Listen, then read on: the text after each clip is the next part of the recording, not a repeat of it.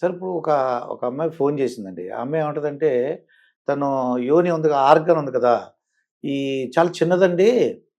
పెళ్ళికి నేను సరిపోనేమో అంటది. చాలా చిన్నగా ఉందనండి. అయితే ఆపరేషన్ డాక్టర్‌కెళ్ళి కన్సల్ట్ చేయకపోయావా అని అడిగాను నేను. మరి ఏంటి సార్ చిన్నదైతే పెళ్లి చేసుకోకూడదా? చాలా చిన్నగా ఉంది. అది అసలు చిన్నదండి ఒట్టిదండి తెలియకపోవడం. ఎడ్యుకేషన్ లేకపోవడం వల్ల అలా ఏ ఎలా ఏ ఆడపిల్లకైనా ఎలాంటి ఆడపిల్లకైనా సరే తప్పకుండా యోని పెద్దదిగానే ఉంటుంది. ఎందుకంటే మన శరీరం మనం ఎంత గొప్పదంటే ఏ దాంట్లోంచి అయితే ఒక చిన్న చిటికిన వేలు దూరుతుంది అనుకుంటాం, మరి ఆ చిటికిలు దూరేంత మార్గంలోంచే బిడ్డ పుడతాడు. వేరే ఎక్కడి నుంచి కాదు, ఆ వ్యజనాలోంచే యోని మార్గంలోంచే శిశుజన్నం జరుగుతుంది. అంటే శరీర నిర్మాణం ఎంత కావాలంటే అక్కడ ఉన్న కండరాలు పెల్విక్ మజిల్స్ ఎంత ఇది ఉంటాయంటే ఎంతకాలం సాగుతాయి అంత పుంజుకుంటాయి. ఇప్పుడు కాన్పైనప్పుడు ఇంత తెరుచుకుంటుంది అక్కడ యోని మార్గం, యోని రంధ్రం. కాన్పు అయిపోగానే మళ్ళీ ఎంత అయిపోతుంది. అంటే ఎంత పవర్ఫుల్ నిర్మాణం చూడండి మన శరీరం ఎలాస్టిక్ బ్యాండ్ లాగా అనమాట. అంతే, ఎలాస్టిక్ లాగా, ఇలాస్టిక్ మెజిల్స్ లాగా అంత చక్కగా స్ట్రెచ్ అవుతాయి, ముడుచుకుంటే చాలుతాయి, అంత ఇదిగా ఉంటాయి. అంచేత ఈ తెలియక ఏమనుకుంటారు ఆడవాళ్ళు, మాకేం చాలా చిన్నది, చిటికీలు కూడా దూరట్లేదు, చాలా మంది పురుషాంగం కొంతమంది లేడీస్ వాళ్ళకి మామూలుగానే చూసుకుంటారు. ఒక్కోసారి వేలు పెడితే ఇంత చిన్న వెళ్ళినట్టు కూడా ఉండదు, దానికి వెళ్ళబోకుంటారు. ఒకసారి ఫస్ట్ నైట్ పురుషాంగం ఎంత పెద్దదిగా ఉండి ఇంతలా ఉండేవాడు, ఒక్కసారి వాళ్ళ గుండె ధామ్ ఉంటుంది. చెప్తారు అసలు చూసారు కల్లా మాకు అసలు అదిరిపోయిందండి, భయం వేసేసింది, నా యోని చిరిగిపోతుందని భయం వేసిందండి అంటుంటారు వాళ్ళు. అసలు వాళ్ళకి అంత అనుకున్న వాళ్ళు అంటారు, ఎంతో మొదటి రాత్రి ఎన్నో కలల కన్నానండి, ఎంతో ఎంజాయ్ చేద్దామనండి అనుకున్నా, కానీ ఆ పురుషాంగం చూసి చూడగానే చేత పట్టుకున్నాను, ఏదో పట్టుకుని ఇంతలా అనిపించింది, ఇంత పొడుగు అనిపించింది, అమ్మో భయం వేసినండి, అంతే. ఇంకా ఆ రోజు సెక్స్ అక్కడ పోయిందంటారు. సెక్స్ అంటే నాలెడ్జ్ లేకపోవడం. ఆ నాలెడ్జ్ సెక్స్ అలా పెరుగుతుంది, ఎంతకైనా సాగుతుంది అని అంతగా నొప్పి ఉండేది. కొద్దిగా ఏదైనా నూనె రాయచో, ఆముదం రాయచో, లేదా వెన్న రాయచో, లేదా ఉమ్ము రాసి చాలండి, మన నోరు ఉమ్ము తీసి ఇలా రాసేసి వేడి అయిపోతుంది, యోని దగ్గర రాసుకుని వెళ్ళిపోతుంది. జస్ట్ లూబ్రికెంట్, జస్ట్ నోట్లో సలవి తీసుకుని యోని రంధ్రం రాసి ఇలా చేతి సరిగ్గా పెట్టుకుని అయిపోయింది. ఏంటిది పెద్ద తెలియకపోవడం. అందుకనే నాలెడ్జ్ అనేది చాలా ఇంపార్టెంట్. అందుకని బిఫోర్ మ్యారేజ్ సెక్స్ కౌన్సిలింగ్ కావాలి. ఇలాంటివన్నీ చాలా మగవాడికి అస్తమయం చేశాను, పని పోతానేమో, నా అంగం చిన్నది, ఇలాంటి పిచ్చి పిచ్చి అనుమానాలు చాలా ఉంటాయి. అంతే తప్ప ఇంకేం కాదు. అదే ఫస్ట్ బిఫోర్ మ్యారేజే కపుల్స్ వెళ్ళి వాళ్ళిద్దరూ వైఫ్ అండ్ హస్బెండ్ కాబోయే అయిపోయింది వెళ్ళి కౌన్సిలింగ్ పొందితే అసలు వాళ్ళ మొదటి రాత్రి నిజంగా మల్లెల రాత్రి, వసంత రాత్రి, వెన్నెల రాత్రి, ఏం రాత్రి, మధురమైన రాత్రి, మధురమైన రాత్రి అవుతుంది. ఈ మధ్యకాలంలో చూస్తున్నాం సార్ ఏంటంటే, ఈ భార్యలు మేము రీసెంట్గా మన విజయవాడ నుంచి అనుకుంటారు, అతను ఉల్లిపాయల వ్యాపారస్తుడు హైదరాబాద్ వచ్చాడండి. ఏదో వచ్చేసి మొత్తానికి ఈ భార్య వేరే అక్రమ సంబంధం పెట్టుకుందండి. ఎందువల్ల సార్ ఆడవాళ్ళు ఈ మధ్య కొద్దిగా అలా బిహేవ్ చేస్తున్నట్టు మీరు పేపర్లో చూస్తుంటారు, భర్తలను చంపేయటం అండి. అంటే ఏది ఆ కోరికలు ఎందువలన వస్తున్నాయి? భర్తల్ని అంటే ఎలా తెలుసుకోవాలంటారు? ఇటువంటి వాళ్ళ ప్రాణం కాపాడుకోవడం ముందు ఇబ్బంది అవుతుందండి. కరెక్ట్ అండి. ఇటీవల కాలంలో ప్రియుడితో కలిసి భార్య భర్తను చంపేస్తుంది. ఇంత స్టోరీస్ పూర్వకాలంలో, ఇప్పుడు కనీసం రోజైనా ఒక స్టోరీస్ పేపర్లో చూస్తున్నాం. పూర్వకాలం ఇంత లేడీస్ డేర్ చేసేవాడు కాదు, ఇప్పుడు డేర్ చేస్తున్నారు. అయితే అక్రమ లైంగిక సంబంధాలు అనేది మగవాళ్ళు ఉన్నాయి, మగవాళ్ళు ఎక్కువ ఉంటాయి. ఆడవాళ్ళలో కంటే మగవాళ్ళలోనే ఎక్కువ ఉంటాయి. మగవాడు అంటే ఇది పురుషాసిక సమాజం. మనకు సామెత ఉంది, తిరిగి ఆడది చెడింది తిరగక మగవాడు చెడాడు అంటారు. తిరిగి ఆడది చెడింది తిరగక మగవాడు చెడాడు. అదే మగవాడికి తిరగాలని సొసైటీ ఆడి మగాళ్ళే. ఇప్పుడు ఏదైనా తిరుగుతుంటే అత్తగారు పోన్లేవే మా ఆయన తిరుగుతున్నాడు, పోన్లే మగాడు తెరకేం చేస్తాడు పట్టించుకోకంటూ తల్లి కూడా కూతునే చెబుతుంది. అవునండి, కూతురే పట్టించుకోకు, మగాడు తిరుగుతాడులే. మొట్టమొదటి నుంచి ఉందండి. ఎందుకంటే పురుషాధిక్య ప్రపంచం కాబట్టి మన ఇండియాలో మగవాడు 2 భార్యలు ఉన్నా 3 మొదటి నుంచి మనకు ఉంది అది. ఆ రకమైన సంస్కృతి మన సమాజంలో ఒక స్టేటస్ ఒక మగవాడు ఒక స్టేటస్ కూడా ఉండేది. అది మన కన్యాశుల్కం చూసినా, ఇంకా చింతామణి చూసినా, ఇంకోటి చూసినా అవన్నీ స్టేటస్లో చూసాం. ఆ స్టేటస్ కానీ ఇప్పుడు ఎందుకు ఇలా చంపేస్తున్నారు అని అంటే నిజంగా సైకలాజికల్గా మంచి ఇదే ఉంది ఇది మీరు అడిగింది కూడాను. నేను అనుకోవడం ఏంటంటే లేడీస్లో పూర్వకాలం తెగింపు వచ్చేసింది. పూర్వకాలం తెగింపు లేదు. ఇప్పుడు దీనికి కారణం ఏంటంటే నేను కూడా ఈ సోషల్ మీడియా కారణం కూడా.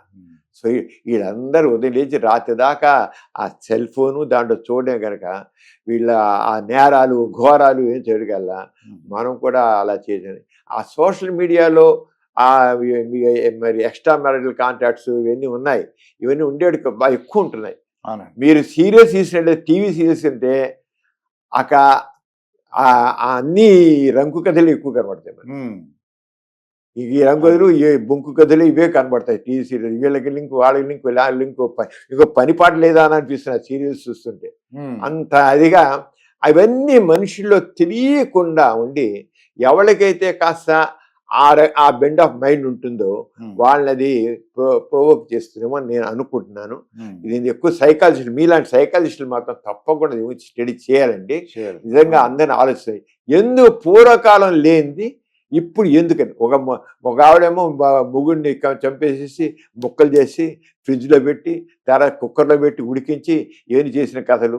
అలాగే చేసి మన అయితే ఒకళ్ళని చంపేసేసి చక్కగా రాత్రి అంతా సెల్ ఫోన్ పెట్టుకుని వీడియోలు చూస్తూ కూర్చుందని మొగుడిని చంపేసేసి ఆ దిండు పెట్టి గాలి ఆడుకుని చంపేసేసి వాడు రాత్రి అంతా పెట్టేసి ఉదయం గుండె హార్ట్ అటాక్ చచ్చిపోయాడని చెప్తుంది. వాడు రాత్రి అంతా శుభ్రంగా సెల్ ఫోన్ పెట్టుకుని సీరియల్స్ చూస్తూ కూర్చున్నాడ. ఏంటి అసలు ఎలా ఉండగలుగుతున్నారు? దీని వెనకాల ఏంటి సైకాలజీ? అంత హృదయం అంత రాయిలాగా ఎలా మారుతుంది? మరి ఇంతకాలం చేసి ఎలాగ ఉండే పిల్లలు ఉంటున్నారు, వాళ్ళు చంపేస్తున్నారు చేస్తున్నారు రెండేకాల. దీని ఎక్కడ ఏదో పెద్ద ఒక పాయింట్ మాత్రం ఉంది ఖచ్చితంగా. దాన్ని క్యాచ్ చేయాలి మనం. దాన్ని మనం తెలుసుకో సైకాలజిస్ట్ ఇది ఎవరికి వాళ్ళు మేము దొరకంలే అని అనుకుంటారు మనండి. అది దొరకలే అనుకుంటే ఇప్పుడు హార్ట్ అటాక్ వచ్చింది చెప్తాను నమ్మేస్తారులే అనుకుని ఉంటారండి. కానీ దొరకలేంటి చూస్తున్నారు కదా, అందరూ దొరుకుతున్న పేపర్లో వాళ్ళు చూస్తారు కదా. నేను దొరకను అనుకోవచ్చు. నా మట్టుకు నేను చాలా తెలివిగా చేసేవాడు. ఎవడైనా ఎలాంటివని వాళ్ళకి 4 వేలు మన ఏదో 8 నెలల పేగు దొరికారు అన్నారు. అవన్నీ దొరికితే తప్పు అవన్నీ. అవన్నీ మామూలు చాలా కామన్ అవి.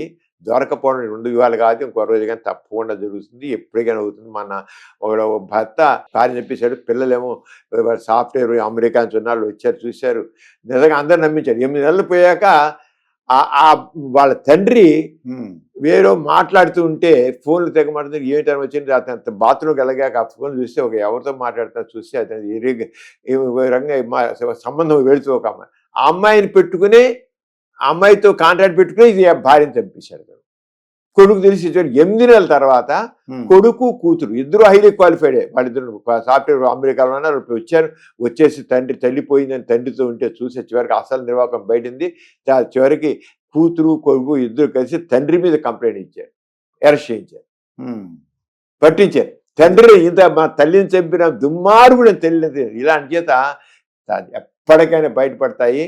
మనకు సామెత రంకు బొంకు ఎంతగా దాచిన దాగవని మనకు సామెత. రంకు బొంకు దాచిన దాగవని.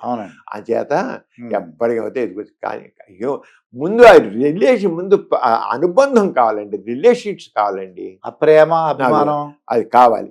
ఇప్పుడు ఏంటంటే మనకి ఎంత యాంత్రికం మన హ్యూమన్ రిలేషన్స్ లో యాంత్రికత వచ్చేసింది. పూర్వకాలం మమకారాలు మమతలు అవి లేకుండా తగ్గిపోతున్నాయి. కేవలం నేను ఎక్కడైతే నేను నా సుఖం అని ఎక్కొచ్చిందో పూర్వకాలం మొగుడు పెళ్ళాల మధ్య ఉంటే ఇంత మొదట్లో మొత్తం ఫ్యామిలీ తర్వాత 3 పెళ్ళాలు. పిల్లల్నేమో ఎక్కడో రెసిడెన్షియల్ స్కూల్లో పడేయడం అయిపోయింది. అనుబంధాలు పెద్ద ఉండలేదు, ఎక్కడ పంపించేస్తున్నా అయిపోతుంది. ఇప్పుడు ఇద్దరు ఆ భద్రం పోయి నేను ఇప్పుడు నేను వరకే వచ్చింది. ఆ నేనుతో ఇవన్నీ వస్తున్నాయి. ఎక్కడ వచ్చిన భుజని పోయి ఎప్పుడు వచ్చిందో అయితో ఇవన్నీ ఈ ఇల్లంతా వచ్చేసింది. అది ఇంప్రాపర్ అయిపోయింది అంతా. అంచేత మనం తప్పకుండా సోషల్ నామ్స్ లో మాత్రం ఖచ్చితంగా మార్పు రావాల్సిందే. ఈ రకమైన నేను అనేది నా సుఖం అనుకుని నేను నా ఇష్టం అని కదా. సోషల్ రెస్పాన్సిబిలిటీ, ఫ్యామిలీ రెస్పాన్సిబిలిటీ తప్పకుండా ఉండాలి, సోషల్ రెస్పాన్సిబిలిటీ ఉండాలి. ఆ ఫ్యామిలీ రెస్పాన్సిబిలిటీ లేకుండా నేను నా ఇష్టం అంటే ఇంకా అన్నిట్లో నేనంటే మీకు వస్త్రధారణ నుంచి నా ఇష్టమే, మూడు పిల్లల మధ్య నా ఇష్టమే. ఇక అది స్వేచ్ఛ అనే దానికి మనకు ఒకటి ఉంది స్టేజ్ పాలిటిక్స్ కూడా. నీ స్వేచ్ఛ ఎంతో, నీ ఫ్రీడమ్ దొరికిందంటే నువ్వు కర్ర తిప్పుకో, నీ స్వేచ్ఛ ఉంది. కానీ నీ కర్ర యొక్క ముక్కు ఎదుటివాడి ముక్కు తగలకూడదు, ఆ కొన ఎదుటివాడికి ముక్కు తగలకూడదు. నీకుంది తిప్పుకో కర్ర, నీ స్వేచ్ఛ ఉంది, కానీ ఎదుటివాడు మాత్రం తగలంగింది. అది అన్యాయం, అక్రమం అవుతుంది. అదే ఆ రకంగా మనకి దీంట్లో కూడా పాలిటిక్స్ లో చెబుతాడు నీ ఫ్రీడమ్ అంటే, ఫ్రీడమ్ ఎంతవరకు అంటే నీ వల్ల నువ్వు కానీ ఎదుటి నీ వల్ల మాత్రం పక్కన్న వాడికి ఎంత కూడా నష్టం కలగడానికి వీలు లేదు. అలాగే సోషల్ రిలేషన్స్ లో కూడా నష్టం జరగడానికి వీలు లేదు. నీవు చేసే పని వల్ల రెండు వాడికి నష్టం రాకూడదు, నీ బిహేవియర్ వల్ల నష్టం. నా ఇష్టం అంటే నీ వల్ల పక్క వాళ్ళు చెడిపోతున్నారు, అది కుదరదు. నా ఇష్టం అనేది కుదరదు. నీ బిహేవియర్ ఎలా ఉండాలంటే ఇంకోళ్ళు నష్టం కలగకుండా, ఇంకోటి దాని ద్వారా సమాజానికి నష్టం కలగకుండా ఉండాలి. నా ఇష్టం నా ఇష్టం నేను చేస్తాను, నా ఇష్టం నేను వెలుగుతాను, నా ఇష్టం తిరుగుతాను అంటే అది మన సమాజంలో కొన్ని నామ్స్ అనేవి, విలువలు ఉన్నాయి. ఆ సామాజిక విలువలను మాత్రం మనం పోతే మాత్రం మళ్ళీ మన ఆటవిక కాలంలో, ఆటవిక సమాజంలో అప్పుడు రోజుల్లో ఏ రకమైన నైతిక విలువలు లేకుండా, మోరల్ వాల్యూస్ లేకుండా ఎలా ఉన్నారో ఇప్పుడు మళ్ళీ ఆ రంగాన్ని మనం ఈ నాగరిక యుగంలో మళ్ళీ మనం వెళ్తాం.